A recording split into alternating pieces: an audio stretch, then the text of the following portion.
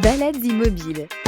Balades immobiles. Suite de l'anniversaire de Balades Immobiles, 2 ans déjà, on poursuit notre échange entre Bucarest, Florence, Melbourne et la France. On est avec Miruna en Roumanie, avec Chiara à Florence et Thomas à Melbourne.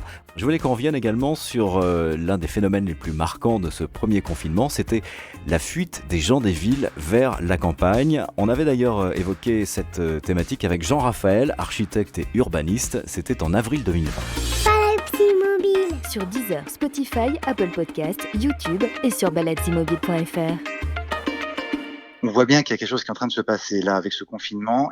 On ne peut pas a priori se dire, vu l'état des villes aujourd'hui, vu la façon dont les populations ont fui la région parisienne pour vivre mieux le confinement ailleurs, ça nous a quand même tout de suite interpellés. Ça les a tout de suite interpellés. C'est éloquent. Quand même, on parle d'1 million de Franciliens, et encore, c'est des chiffres approximatifs. En tout cas, c'est presque 10% de la population de l'Île-de-France qui est partie. C'est quand même assez monstrueux. Donc forcément, ça interpelle sur, en fait, qu'est-ce qui se passe. Et du coup, ça interpelle sur est-ce que vraiment la fabrique de la ville peut continuer à se faire de la même façon qu'on l'a fait jusqu'à présent, et est-ce que il n'est pas temps de se dire post-Covid, non, on peut pas revenir sur du business as usual. Il faut changer les choses. Il faut en tout cas essayer d'amener une autre forme de responsabilité de nos métiers dans cette question de la fabrique des bâtiments et des quartiers de demain. Alors, c'est peut-être un phénomène, je me souviens plus, que vous avez eu dans chacun de vos pays, les gens qui quittaient les métropoles pour aller s'installer à la campagne et mieux vivre cette période difficile.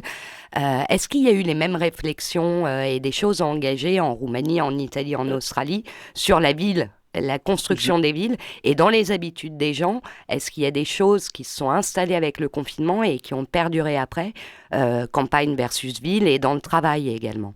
Je vais justement réagir. Il y en a eu un phénomène, justement, on a mis en avant le fait de travailler depuis la maison, que c'était la nouvelle ère, en fait. Tout le monde allait travailler depuis la maison, mais là-dessus, il y a une conséquence, et nous, on l'a vu directement à Melbourne, et dans le CBD, c'est-à-dire dans le centre-ville de Melbourne, parce que Melbourne même, je répète tout le temps, mais c'est une toute petite ville, et c'est un cœur économique, c'est-à-dire qu'il y a beaucoup de restaurants, beaucoup de cafés, beaucoup de commerces, plein de choses. C'est une vie, en fait, c'est une ville. Et en fait, c'est que des bureaux, et il y a 90% de bureaux dans un CBD, et lorsque vous dites aux gens, vous restez à la maison, vous travaillez depuis la maison, vous n'avez plus personne dans le CBD. Donc le CBD de Melbourne est devenu mort pendant plusieurs mois, et aujourd'hui il commence à se relever difficilement, et ça va être très long à se relever. C'est pour ça qu'aujourd'hui, nous, on est passé l'Australie, on était notamment dans le Victoria, on avait toutes les restrictions du monde, on avait tout, la totale, on pouvait pas sortir de chez nous. A tout levé, parce qu'ils se sont rendus compte d'un point de vue économique, c'était une catastrophe. Il y a des milliers d'emplois qui ont disparu. Quand on se balade dans le centre-ville de Melbourne, il y a des rues, il y a des pans de rue entiers qui sont complètement fermés, il n'y a plus rien, c'est vide. Et on se rend compte de l'effet direct de gens qui vont plus travailler dans les bureaux. J'ai vu des tours aussi où les vitres sont cassées, où c'est à l'abandon, c'est perdu. Et là, tout ça, pour faire revivre ça, ça va prendre des années.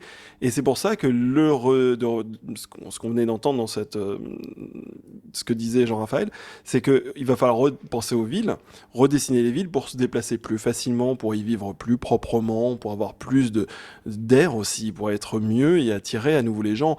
Et je rebondis au fait des gens qui quittent la ville pour vivre en province. Et là, Laetitia et Chiara, vous allez être d'accord avec moi, c'est qu'il y a des différences de salaire, notamment en France, pour ceux qui sont à Paris et ceux qui sont en province qui travaillent pour la même entreprise. D'expérience, il peut y faut avoir des diviser 20 par deux. à 30. Voilà, C'est exactement. 50%. Pour ce qui me concerne, Et c'est ces gens-là qui ont 50%. quitté. Et voilà, ces gens-là qui ont quitté Paris, ils ont gardé les salaires parisiens, ils sont venus avec leurs potes qui sont sur le salaire local. Donc on se retrouve avec l'autre, il gagne 50% ou 30 ou 20% de plus, mais il fait exactement le même job, il habite au même endroit maintenant, mais il bosse à distance. Les coûts de l'immobilier, ils ont foutu tout le monde dedans parce que les locaux peuvent plus accéder à la propriété. Donc il y a un déséquilibre qui s'est créé via cette crise économique entre guillemets liée au Covid, cette hystérie de confinement. Et je trouve, moi, ce qui me choque dans ces 2 ans-là, c'est le court-termiste. C'est tout le monde réfléchit à la semaine près ou au mois près. Ça m'a sidéré en fait. Tout le monde a redessiné toute leur vie pour une question de semaine. Et moi, perso, ça m'a fait vraiment peur parce que je me suis dit, S'il y a une guerre, comment ça va se passer? Bingo, on se tape une guerre, notamment en Ukraine. Non, mais c'est Oui, vrai, alors il y c'est le avait peut-être court-termisme. quelque chose en germe auparavant. Miruna, comment ça te fait réagir par rapport à ce que vous avez en Roumanie? Est-ce que cet exode des villes et la manière de les repenser, c'est une réflexion du moment ou pas du tout? Ah oui, absolument. J'étais vraiment interpellée parce que ce que disait Thomas, et c'est vrai que je l'avais pas vu à ce point-là. C'est vrai, c'est très court-termiste. Oui, nous on l'a vu et même si on n'a pas été, nous avons été en confinement total que pendant 2 mois au tout début. Ensuite, il y a eu des différents états de confinement plutôt sur accès aux magasins ou écoles. N'empêche que les gens sont rentrés soit dans leur famille en province, soit effectivement chez eux. Ils ne veulent plus revenir au bureau. Nous, on galère à les faire revenir au bureau. Oui, Ils voilà, toi, sont... tu diriges une entreprise. Comment vous appréhendez ce phénomène? Parce que même si c'est court-termiste, il faut le gérer. Comment on fait?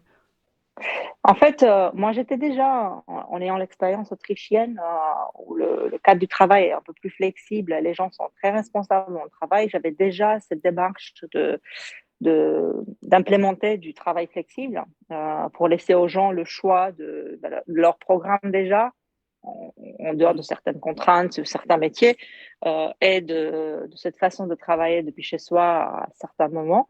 On avait déjà démarré cette démarche, donc c'était un peu plus simple pour nous. Maintenant, elle est allée à l'extrême.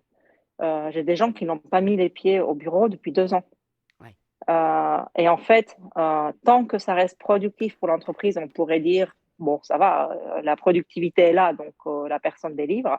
Sauf qu'on perd l'esprit d'équipe, l'esprit d'appartenance à l'entreprise, on perd la culture organisationnelle de l'entreprise, on perd Complètement.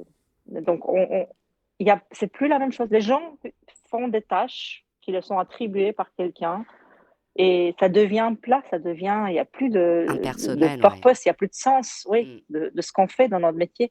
Et je trouve ça très dommage et ça va certainement perdre les gens de leur enthousiasme, de leur envie, de leur engagement, parce qu'ils ne comprennent plus pourquoi ils font ces choses-là, ils ne voient plus personne.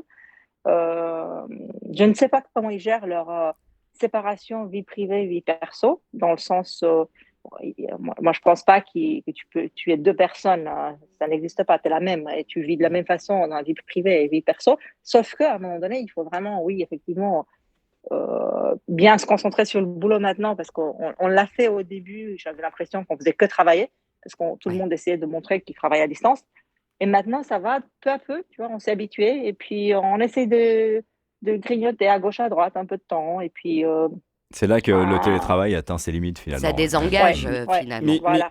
je vais vous donner un exemple. À l'ONU, les diplomates, la plupart des négociations ne se font pas dans l'Assemblée. Ils se font dans les couloirs, en discussion, Mm. limite autour d'une machine à café. C'est là qu'ont lieu les vraies discussions C'est vrai dans l'entreprise diplomatiques. également en général. Et hein, c'est exactement la Tout même à chose fait, je suis en tout à fait entreprise. d'accord, oui. Fabien, avec le boulot qu'on faisait, t'imagines, s'il n'y avait plus la machine à café, si on faisait de la radio chacun de notre côté, ça serait Bah, ça pas la n'avait même. plus Bon, aucun là, sens. Il n'y a plus Ouais. d'âme. ça n'a aucun On sens. perd Il n'y a l'âme. plus d'âme.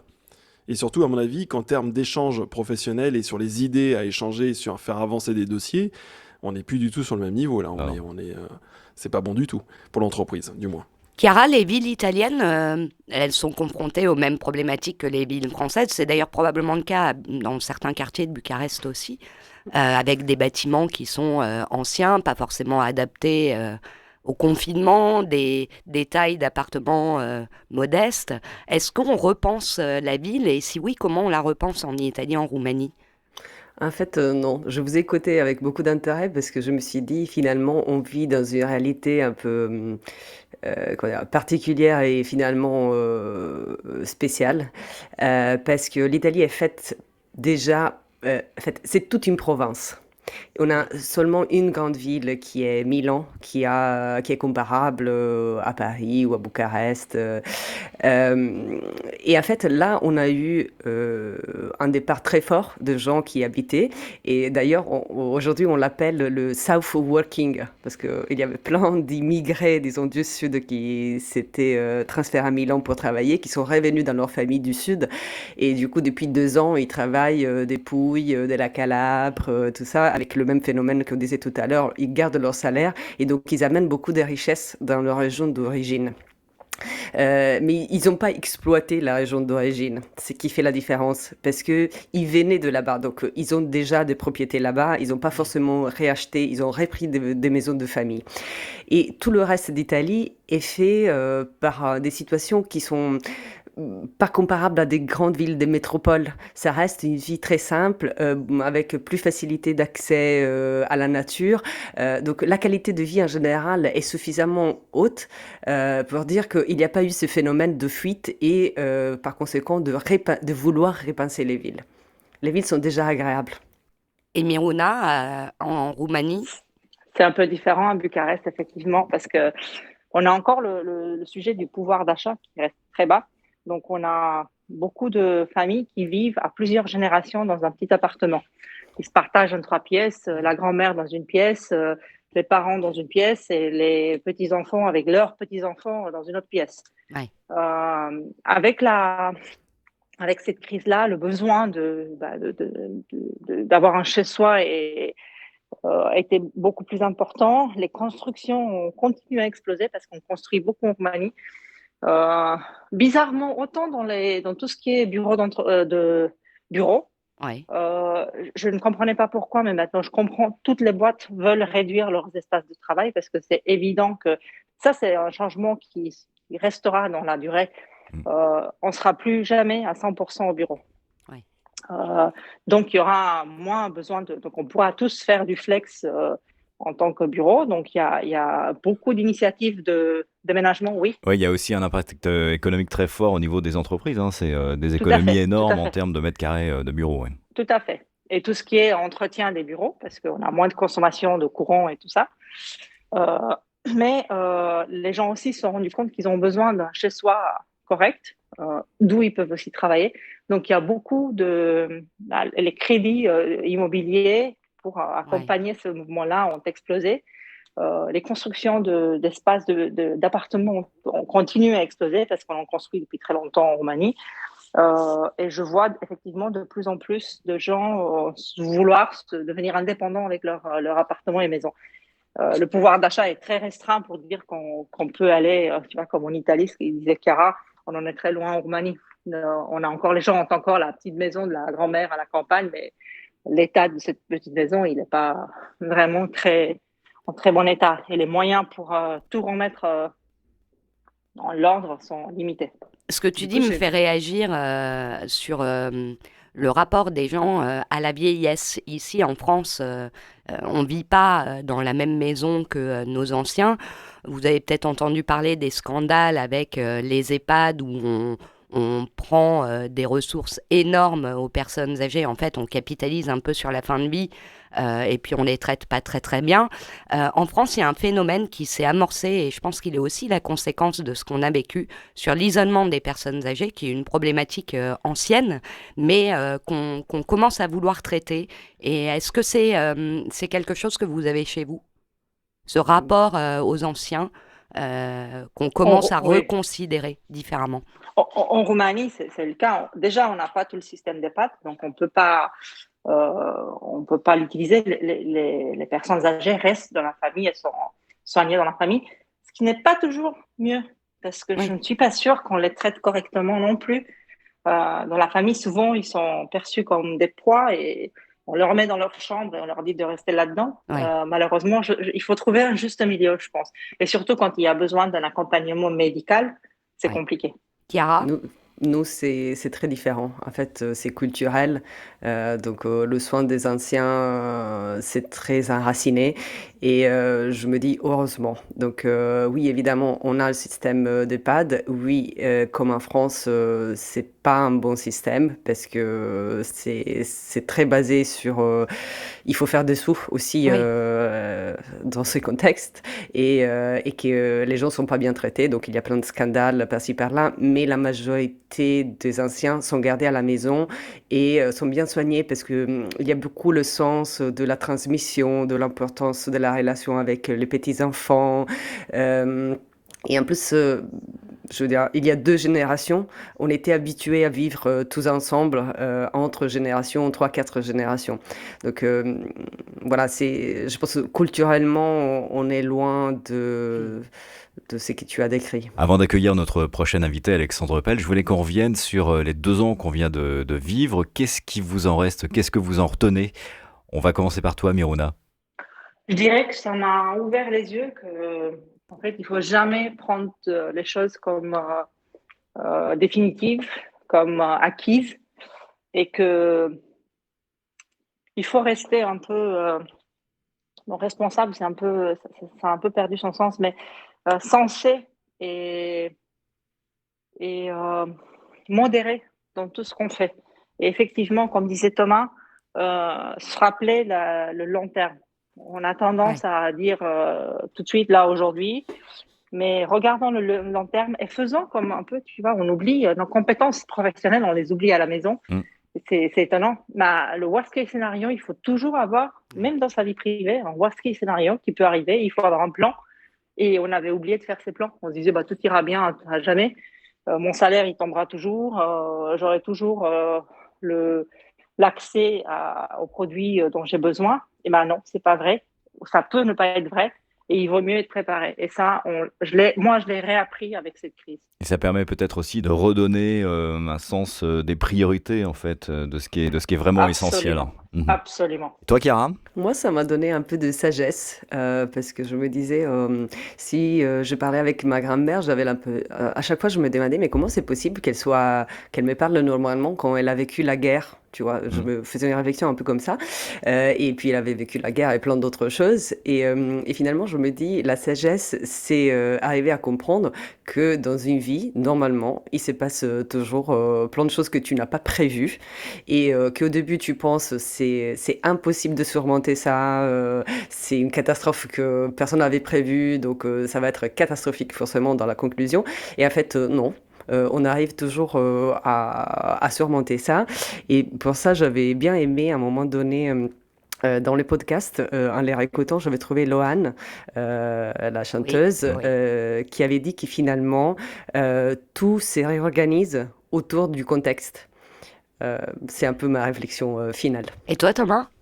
C'est plutôt le podcast en lui-même, en fait, quand on a démarré avec Sortie de secours, qui est devenu Balades immobiles, c'est de se retrouver régulièrement dans cette période où on était tous isolés chez les uns, chez les autres, à ne voir plus qui que ce soit, et d'ouvrir la fenêtre un peu sur le monde, et d'avoir tous ces intervenants pendant ces 2 ans. Et j'ai trouvé ça assez magique.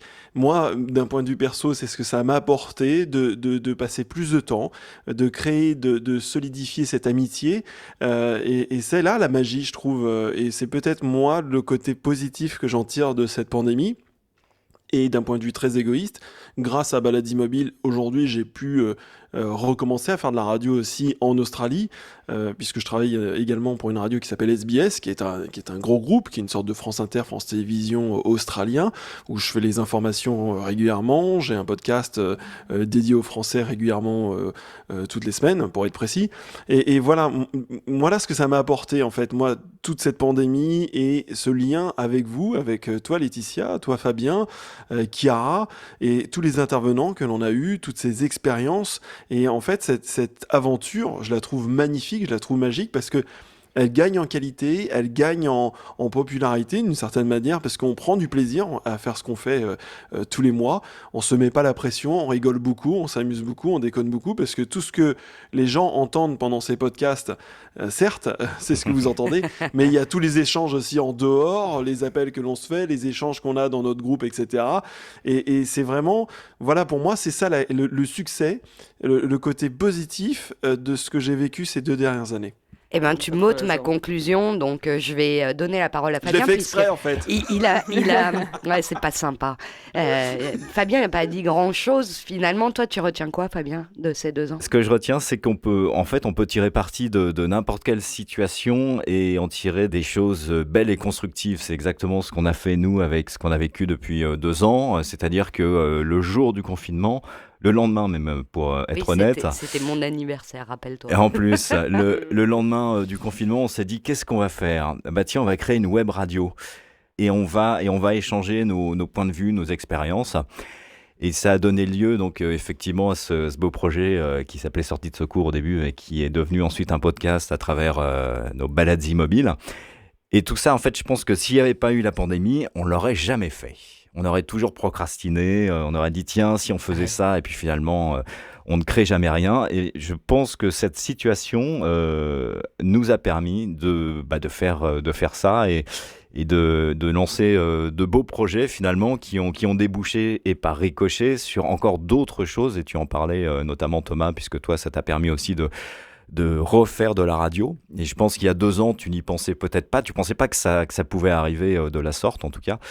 Et donc, voilà, ça a permis de belles rencontres et puis l'envie de faire encore plein d'autres choses. Et la création, ça donne du sens. Et la création, on en ça a donne du besoin. sens. Mais tu Ouais. sais, On l'a compris. franchement, très honnêtement, moi, quand je me balade et quand je rencontre des gens de la communauté française et tout ça qui me disent « Oh tiens, je me suis programmé Balades Immobiles, je me l'écoute à chaque fois qu'il sort mais je me prends des claques monumentales parce que je leur ai jamais parlé, en fait, de Balades Immobiles. Ouais. Parce que j'ai pas envie de pousser les gens, j'ai envie qu'ils le trouvent aussi par eux-mêmes. Et en fait, les gens le trouvent par eux-mêmes sans que je leur en parle. Et ils se le programment, ils sont fidèles. Et on a des auditeurs ici en Australie qui sont fidèles et à chaque épisode, ils sont là, ils se le programment, ils se l'écoutent au travail, ils se mettent les AirPods dans le train et compagnie, puisqu'ils retournent bosser maintenant. Et je trouve que ça, c'est un pari qui est géant, quoi. Ça fait vraiment plaisir. Et j'ajoute mes remerciements aussi parce que vous m'avez donné l'occasion de faire quelque chose que j'aurais jamais imaginé auparavant et je me suis éclatée, j'ai appris plein de choses. Pas donc, fini, Chiara, merci c'est pas énormément. fini. Non, mais jusqu'à là. Merci à vous, en tout cas. Merci Miruna. Merci Chiara. à vous, Merci surtout. Thomas. Et on se dit à très vite pour de nouvelles balades. Merci à À tous. très Un vite. vrai plaisir. Rendez-vous la semaine prochaine pour un nouvel épisode de Balades Immobiles qui clôturera cette série anniversaire. On sera avec Alexandre Pell, scénariste, humoriste et comédien. Alexandre reviendra sur les 2 années que l'on vient de vivre. Il nous parlera aussi de son actualité et de ses projets et notamment du retour de Caméra Café en juin prochain sur M6. D'ici là, vous pouvez retrouver tous nos épisodes sur notre site baladesimmobiles.fr et sur notre page Facebook. Baladesimobiles. Sur Deezer, Spotify, Apple Podcasts, YouTube et sur baladesimmobiles.fr.